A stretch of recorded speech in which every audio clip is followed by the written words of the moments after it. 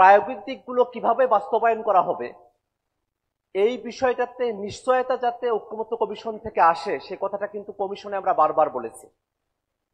কিন্তু দুর্ভাগ্যজনকভাবে কমিশন আমাদের কাছে যখন প্রথম ড্রাফটটা দিলেন সেই ড্রাফটে বাস্তবায়নের বিষয় নিয়ে একটা দীর্ঘ সূত্রিতার আলাপ আমরা সেই ড্রাফটের মধ্যে খেয়াল করেছি।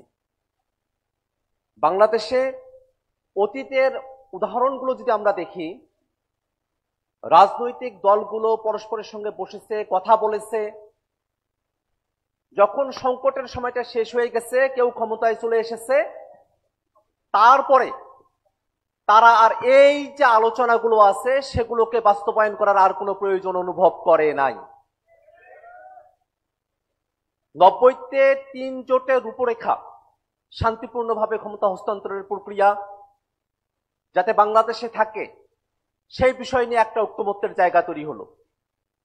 কিন্তু বিএনপি 96-তে ক্ষমতায় এসেই তারা সেই 96-তে আবার এমন একটা নির্বাচন আয়োজন করলো যে নির্বাচনটা ছিল একতরফা, যেটা 3 জোটের রূপরেখা বাস্তবায়নের পরিপন্থী।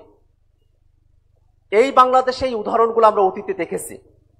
এবং রিসেন্টলি যদি আমরা দেখি যে জুলাই ঘোষণাপত্র পাবলিশ করা হয়েছে, সেই জুলাই ঘোষণাপত্র যেহেতু সরকার নিজের মতো করে তাদের ভিতরে থেকেই এটা পাবলিশ করেছেন, আমরা আস্থা রেখেছি। কিন্তু জুলাই ঘোষণাপত্রের ব্যাপারে এমন একটা অপরিপূর্ণ ডকুমেন্ট আমরা পেয়েছি যেটা আমাদেরকে আর আশাব্যঞ্জক রাখতে পারে নাই। জেন্টলম্যান এগ্রিমেন্টের কথা বলা হয়, জুলাই ঘোষণাপত্র জেন্টলম্যান এগ্রিমেন্টের একটা উদাহরণ, যেখানে জেন্টলম্যানরা বসে গত 16 বছরে আমাদের আন্দোলনের যে ইতিহাস সেই ইতিহাসকে তারা সেখানে অন্তর্ভুক্ত করেন নাই। অতএব শুধুমাত্র মুখের কথায়, শুধুমাত্র জেন্টলম্যান এগ্রিমেন্টের দোহাই দিয়ে, আন্ডারস্ট্যান্ডিং এর দোহাই দিয়ে ঐক্যমত্য কমিশনের আলোচনাগুলোকে বাংলাদেশে বাস্তবায়ন করা হবে এই বিষয়ে আমরা আস্থা রাখতে পারি না। এবং তার থেকেও বড় কথা হলো, এই অন্তর্বর্তীকালীন সরকার, তাদেরই দায়িত্ব হচ্ছে বাংলাদেশ আগে যে ফ্যাসিবাদী কায়দায় চলতো তার পরিবর্তে নতুন এক গণতান্ত্রিক ব্যবস্থা বাংলাদেশকে উপহার দেওয়া। এবং পরবর্তীতে যারা রাষ্ট্র ক্ষমতায় আসবেন, শাসন ক্ষমতায় পরিচালনা করবেন, তাদের দায়িত্ব হলো যা কিছু বাস্তবায়ন করা হলো জুলাই সনদের সবকিছুকে তারা পালন করে যাবেন, সেখানে কোনো ব্যত্যয় তৈরি করবেন না। এখন একটা বিষয় আমাদের আলোচনা করা প্রয়োজন।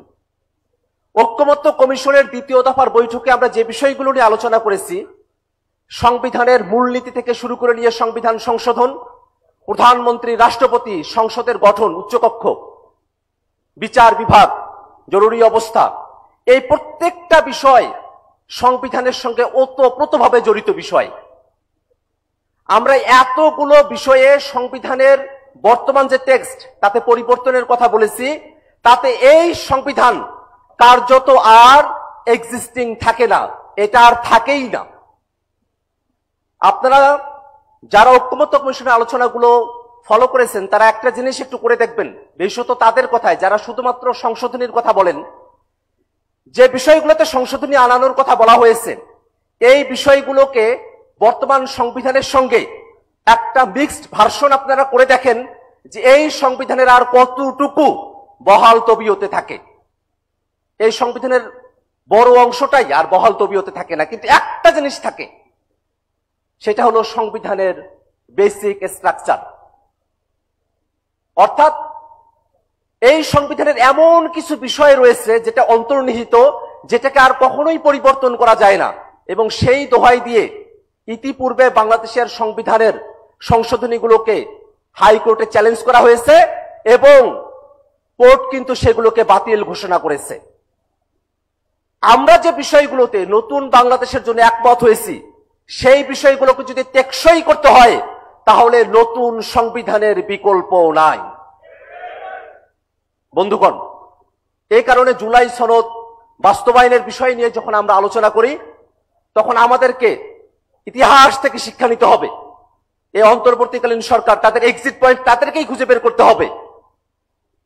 তারা লিগ্যাল ফ্রেমওয়ার্ক অর্ডার এলএফও করার মধ্য দিয়ে নিজেরাও যেমন এক্সিট পয়েন্ট পাবেন, বাংলাদেশের মানুষেরা জুলাই সনদ বাস্তবায়নের আইনি ভিত্তি পাবে, গণপরিষদ নির্বাচনের মধ্য দিয়ে নতুন সংবিধান হবে, ফেসিবাদী সংবিধান থেকে মানুষ মুক্তি পেয়ে গণতন্ত্রের পথে বাংলাদেশের উত্তরণ ঘটবে। এবং সে জায়গায় বাংলাদেশের ফেসিবাদ বিরোধী সকল রাজনৈতিক দলকে ব্যক্তিগত দলীয় অবস্থান থেকে সরে এসে জাতির স্বার্থে, বাংলাদেশের টেকসই গণতন্ত্রের স্বার্থে সকল রাজনৈতিক দলকে টেবিলের আলোচনাতেই এই জুলাই সনদ বাস্তবায়নের পথ পরিষ্কার করে বাংলাদেশের মানুষকে স্বস্তি প্রদান করতে আহ্বান রেখে আমি আমার বক্তব্য এখানে শেষ করছি। ইনকিলাব জিন্দাবাদ। আসসালামু আলাইকুম।